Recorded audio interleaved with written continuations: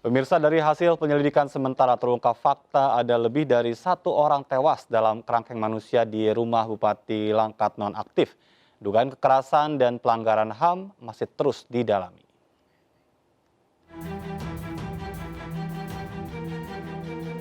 Fakta baru terungkap dalam kasus kerangkeng manusia di rumah eks Bupati Langkat, terbit rencana perangin-angin. Fakta ini ditemukan Komnas HAM dan penyidik Polda Sumatera Utara yang turun menginvestigasi kasus. Komnas HAM mengungkap ada kekerasan terhadap para tahanan yang berujung kematian. Bahkan temuan Komnas HAM, korban tewas lebih dari 1 orang. Soal berita soal adanya informasi soal hilangnya nyawa tersebut. Tapi ternyata, ini yang juga menarik nih, ternyata memang teman-teman Polda Sumut juga menelusurinya. Teman-teman Polda Sumut juga menelusuri hal yang sama.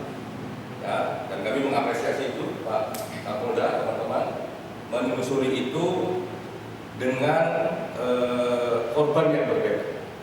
Sehingga memang kalau ditanya oleh teman-teman nantinya, itu yang meninggal berapa? Pasti lebih dari 1. Fakta temuan Komnas HAM terkait kematian di kerangkeng manusia ini berbeda dengan temuan penyidik Polda Sumatera Utara. Meski demikian, polisi masih akan terus mendalami kasus ini. Ini sudah ditemukan, teman-teman sekalian, dan sedang dalam proses untuk pendalaman. Termasuk tempat-tempatnya. Kita sudah menemukan tempat pemakamannya, di mana.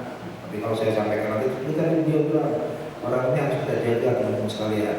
Kalau bisa kita buka sekarang, kita buka semuanya. Tapi ini kan dalam proses. Berikan waktu. Penemuan kerangkeng manusia di rumah eks Bupati Langkat diketahui saat KPK dan polisi menggeledah rumahnya terkait OTT kasus korupsi. Di lokasi polisi dan KPK temukan belasan orang terpenjara dalam kerangkeng manusia. Polisi pun berusaha mengevakuasi para tahanan yang diklaim warga sekitar sebagai pasien rehabilitasi narkoba. Uniknya, upaya polisi menutup dan mengevakuasi para penghuni kerangkeng ini justru ditentang warga sekitar. Warga justru meminta agar kerangkeng manusia di rumah eks Bupati kembali dibuka untuk tempat rehabilitasi narkoba.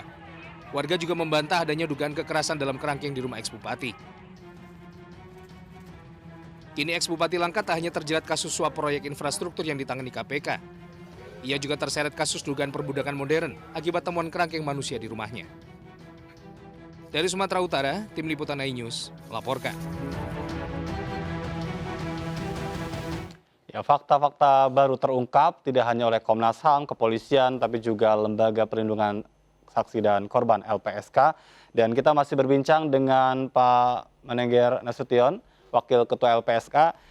Pertanyaan yang kemudian masih menjadi tanda tanya adalah kenapa banyak warga yang meminta untuk dikembalikan tempat tersebut, tidak ditutup. Nah, apakah itu bisa terungkap dari apa yang sudah dilakukan oleh tim LPSK, Pak Nasution? Boleh di-unmute audionya? Ya, Mas. Silakan. Saya kira fenomena ini bisa kita lihat dari berbagai perspektif. Ya. Pertama tentu informasi yang berkembang selama ini bahwa ada manfaat yang diperoleh oleh publik dari keberadaan tempat yang kita curigai sebagai tempat pengkerangkengan atau penahanan orang tanpa bahwa ada manfaat, mungkin itu yang kemudian disampaikan oleh masyarakat yang ada di sekitar. Tetapi pertanyaannya, apakah itu aspirasinya aspirasi yang murni apa tidak gitu? Saya kira saatnya teman-teman kepolisian tentu punya kewenangan untuk memastikan motif ini, karena bagaimanapun juga kita menyadari bahwa ini juga sekaligus menjawab tesis, Mas. Kenapa kemudian ini berlangsung lama dan kita baru tahu sekarang, gitu ya? Publik baru diberitahu sekarang setelah bupatinya kemudian di OTT oleh KPK dalam kasus korupsi. Kita nggak bisa bayangin, Mas, ya, kalau misalnya kasus korupsinya kemudian nggak terendus, ya, bisa ini akan terus berlangsung. Dan apapun alasannya, niat baik itu harus ditunaikan dengan prosedur yang benar.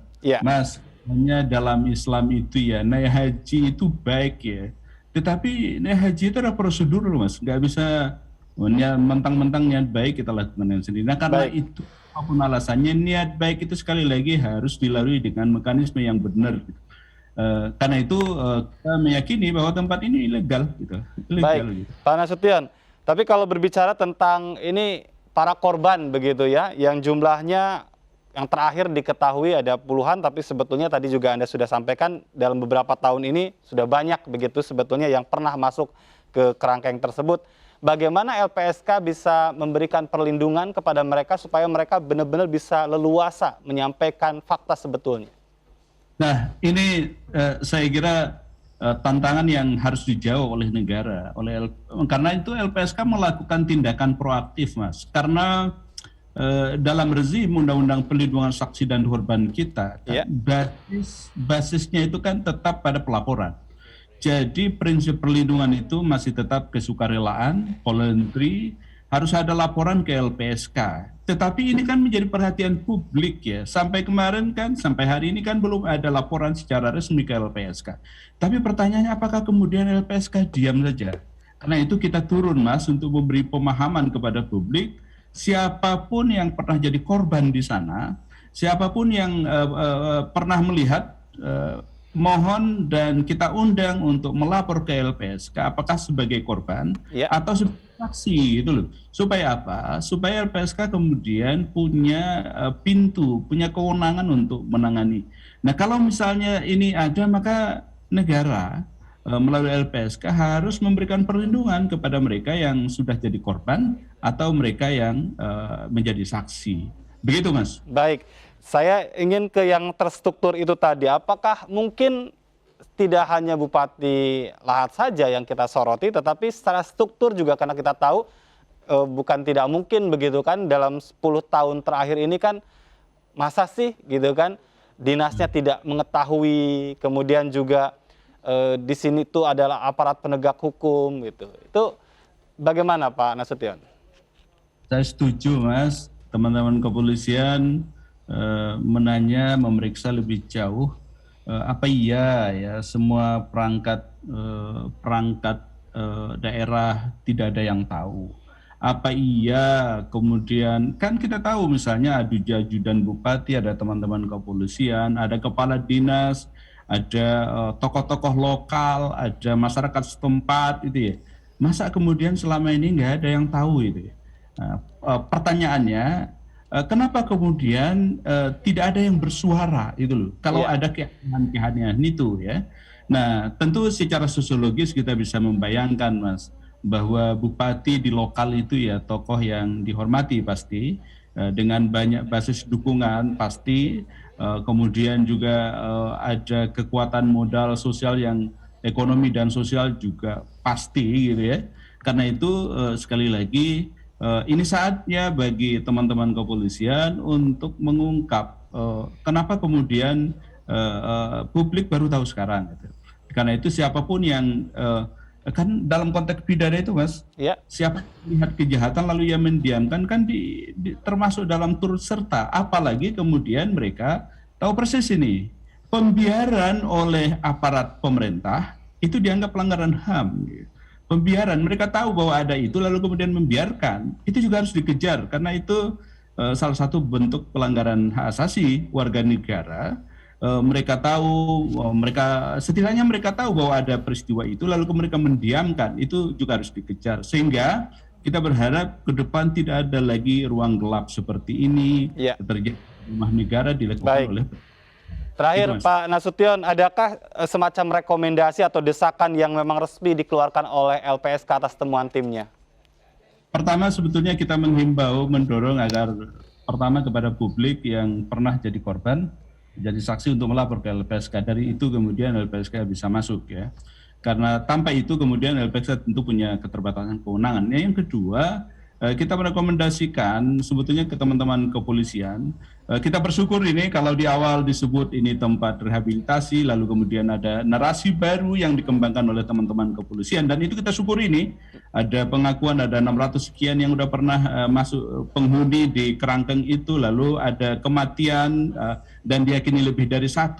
Ini sekali lagi kita syukuri, tetapi harus dilanjutkan dengan langkah-langkah yang lebih progresif ke depan. Sehingga publik kemudian hadir keyakinan publik bahwa negara hadir, aparat kepolisian kita kemudian mampu menangani ini dengan baik, dengan profesional dan terbuka.